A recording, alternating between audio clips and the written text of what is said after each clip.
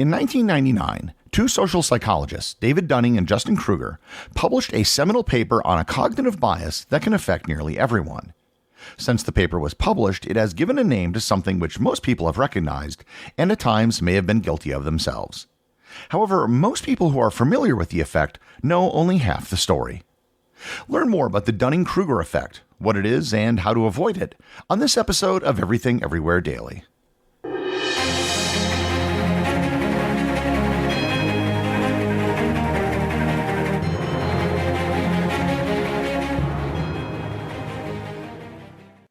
Mobile phone companies say they offer home internet. But if their internet comes from a cell phone network, you should know. It's just phone internet, not home internet. Keep your home up to speed with Cox. Cox internet is faster and has more reliable download speeds than 5G home internet. Cox is the real home internet you're looking for. Based on Cox analysis of Ookla speed test intelligence data Q3 2022 and Cox serviceable areas, visit cox.com/internet for details. Mobile phone companies say they offer home internet. But if their internet comes from a cell phone network, you should know. It's just phone internet, not home internet.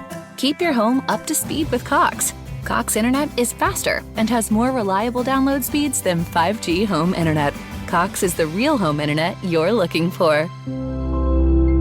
Based on Cox analysis of Ookla speed test intelligence data Q3 2022 and Cox serviceable areas, visit cox.com/internet for details. This entire episode has its genesis in a single paper written in 1999 in the Journal of Economic Psychology. The paper was written by David Dunning of Cornell University and his then graduate student Justin Kruger. The paper was titled, "Unskilled and Unaware of It: How Difficulties in Recognizing One's Own Incompetence Lead to Inflated Self-Assessments."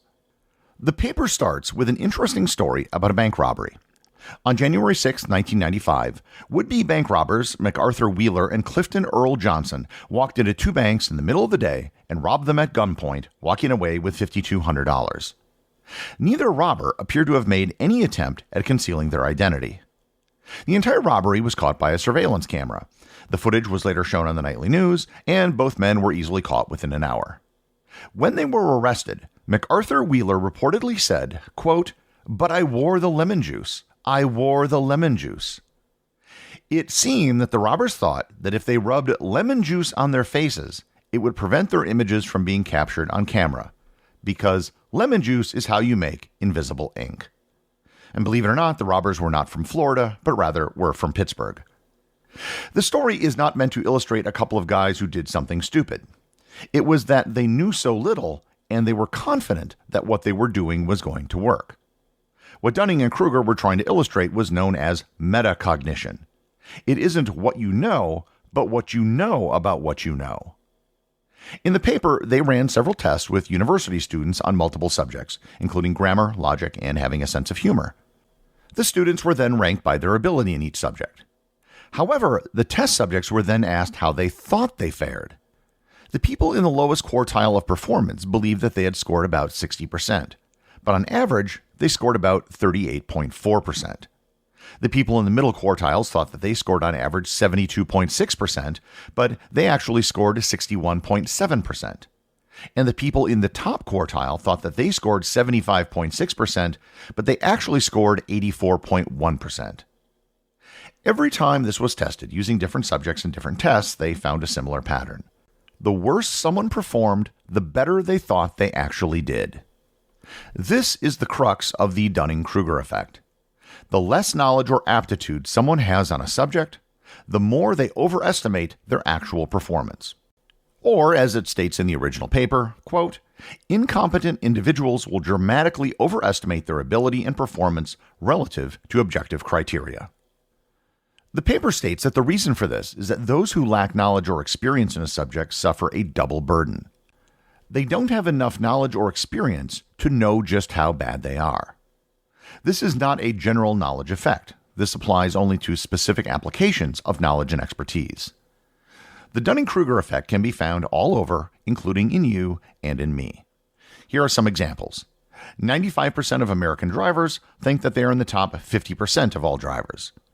A poll of faculty at the University of Nebraska found that 68% of professors believe themselves to be among the top 25% in terms of their ability to teach, and 90% reported themselves to be above average.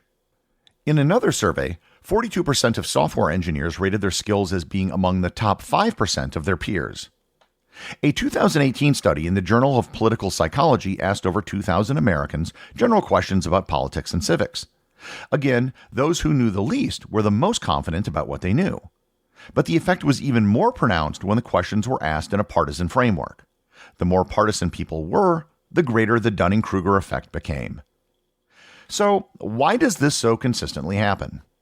And for the answer to this, I'll refer to a famous 2002 press conference given by the former U.S. Secretary of Defense Donald Rumsfeld. In it, he said, quote, "Reports that say something hasn't happened are always interesting to me, because, as we know, there are known knowns. There are things we know we know. We also know that there are known unknowns. That is to say, we know there are some things we do not know. But there are also unknown unknowns, the ones we don't know we don't know." End quote. On this particular point, he was actually right. There are things we know we don't know, and there are things we don't know we don't know. Let's say someone begins to learn a subject and then takes an introductory class on it. Their knowledge of it went from close to nothing to now knowing something. Now that they know something, they might feel that they know quite a bit about the subject. However, they've only been exposed to what they know. There's still an enormous amount of knowledge that they don't even know that they don't know. The more you study, the more you become aware of exactly how big the field is and how much you're still unaware of. Unknown unknowns are turned into known unknowns. Finally, after years of study, the known unknowns are turned into known knowns. The problem with the novice is that they don't know enough to know that they don't know enough. If this all sounds kind of confusing, that goes back to the nature of metacognition. It's thinking about thinking, or knowing what you know.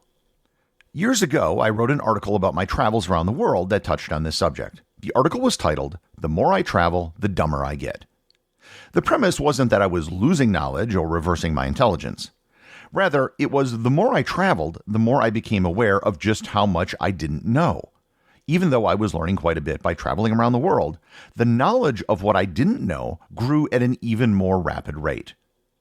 One example of this occurred when I was in Singapore. While I was exploring Singapore, I encountered the Peranakan people. I had never heard of the Peranakans before. I had no idea that they existed. And I'm guessing that many of you listening to this have never heard of them either. The Peranakans are a hybrid culture that developed when Chinese traders sailed to Southeast Asia and took Malay or Indonesian wives. They converted to Islam and created a new culture that took elements from Chinese and local cultures, which created distinct foods and clothing. Now that I knew about this group, the floodgates opened for what I didn't know about them. When did this happen? What does their food taste like? Who were some of the famous Peranakans? For anyone who listens to this podcast, you should never assume to know everything there is to know about a subject because you listen to an episode.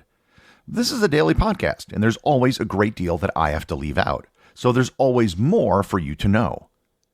The Dunning-Kruger effect actually affects everyone at some point about something. The only way to really counter it is to show intellectual humility and be willing to say, "I don't know," or recognize that there's probably a lot about a subject that you might not have been exposed to. I'm given episode suggestions for this podcast all the time by people. Many times their suggestions are good ideas, but I have to put them aside because I just don't know enough about the topic to do a full episode on it properly. The Dunning-Kruger effect is often reflected in a graph of confidence versus competence. What it shows is a high spike in confidence with very low competence, which then drops the more competent you become and then finally increases once you've achieved true mastery. The initial peak in the graph is often referred to as Mount Stupid. Everything I've mentioned so far addresses the traditional Dunning-Kruger effect, that being people of low ability overestimating their ability. However, that's only half the story. If you remember when I gave the actual statistics published in the original paper, people at the very top who actually did show competence underestimated their ability. This is a part of the Dunning-Kruger effect, but you probably know it better as imposter syndrome. People who are knowledgeable and competent in a subject also have the skills to evaluate competence in the subject, not just in themselves, but they can see talent in others. Also, they assume that if they're good at something, then surely others must be just as good at it as they are. Combined, these two parts of the Dunning-Kruger effect can be devastating. The people who know the least are the most confident, and the people who actually know something often have little confidence. There have been many psychological experiments that haven't withstood replication by other researchers, and that's a whole other episode. But the Dunning-Kruger effect is one which has been repeatedly demonstrated over and over. It's not a new phenomenon. It's one that's probably been around for thousands of years. In fact, Charles Darwin summarized the Dunning-Kruger effect over 150 years ago in his book, The Descent of Man, by noting, quote, "Ignorance more frequently begets confidence than does knowledge." The executive producer of Everything Everywhere Daily is Charles Daniel. The associate producers are Thor, Thomsen, and Peter Bennett. I just want to thank everyone, including the show's producers, who support the show over on Patreon. If you'd like to support the show, just head over to patreon.com, which is currently the only place where you can get show merchandise. Also, if you want to talk to other listeners about the show, head over to our Facebook group or Discord server, both of which have links in the show notes.